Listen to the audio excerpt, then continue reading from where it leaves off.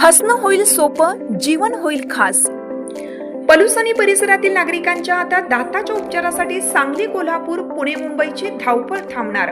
पलूस शहरातील एकमेव अत्याधुनिक दातांचा दवाखाना, जिथे single visit root canal treatment सह दातांच्या सर्व समस्यावर खात्रीशीर उपचार।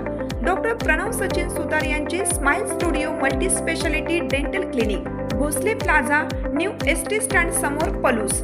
अपॉइंटमेंटसाठी संपर्क 72 72 82 72 27 आणि 87 93 75 16 25।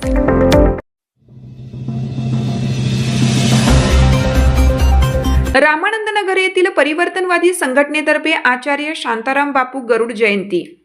आचार्य शांताराम बापू गरुड यांचे सन 2026-27 हे जन्मशताब्दी वर्ष आहे। वयाच्या 9व्या वर्षी ते क्रांतिसिंह नाना पाटील यांच्या मार्गदर्शनाखाली स्वातंत्र्य आंदोलनात सहभागी झाले होते। धाडसी स्वातंत्र्य योद्धे, साम्यवादी कामगार नेते आणि प्रबोधकांचे प्रबोधक म्हणून ते महाराष्ट्राला परिचित होते। भारतीय राज्यघटनेतील उद्दिष्टे आणि मूल्यांचे प्रबोधन करणारे आचार्य शांताराम बापू गरुड फिरते लोक विद्यापीठ होते, असे प्रतिपादन व्ही.वाय. पाटील यांनी केलं। रामानंद नगर येथे समाजवादी प्रबोधिनी व परिवर्तनवादी संघटना आयोजित आचार्य शांताराम बापू गरुड जयंती समारंभात श्री पाटील बोलत होते।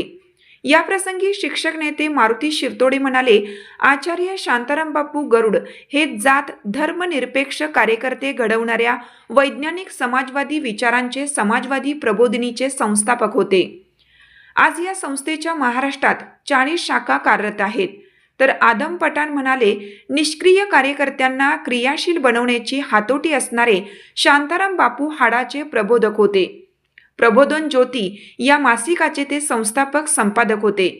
गेली 40 वर्ष हे मासिक कोणताही भरीव आर्थिक आधार नसताना कालोचित दर्जेदार चिकित्सक मांडणीवर तरले आहेत। या प्रसंगी आचार्य शांताराम बापू गरुड यांच्या प्रतिमेला कवी काकासाहेब देशमुख, डॉक्टर देसाई, हिम्मतराव मलमे सह उपस्थितांनी पुष्पांजली वाहून अभिवादन केलं। या प्रसंगी झालेल्या खुल्या चर्चेत आचार्य शांताराम बापूंच्या जन्मशताब्दी वर्षात विविध उपक्रम राबवायचे ठरले। समारोप शिक्षक नेते रमेश लाड यांनी केला। समारंभाला प्राध्यापक उत्तमराव सदामते, आदम पठाण, कॉम्रेड दीपक घाडगे, गोपाळराव पिसाळ, जयवंतराव पाटील, रघुनाथ पिसाळ, नवनाथ जाधव, मोहन पुजारी, रंगराव यादव, दत्तात्रय मानुगडे, रमेश देसाई, डॉक्टर गजेंद्र शिकरे, बबनराव माने, बाळासाहेब खेडकर, हिम्मतराव मलमे, कॉम्रेड मारुती शिरतोडे उपस्थित होते। नाव कमी असतं पण त्या माणसांचं कार्य अतिशय मोठं असतं आणि ज्याचं नाव जास्त असतं ती माणसं फार मोठी असतात असं नसतं।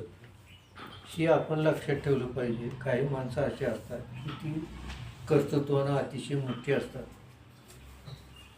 हे शांताराम बापू गरुड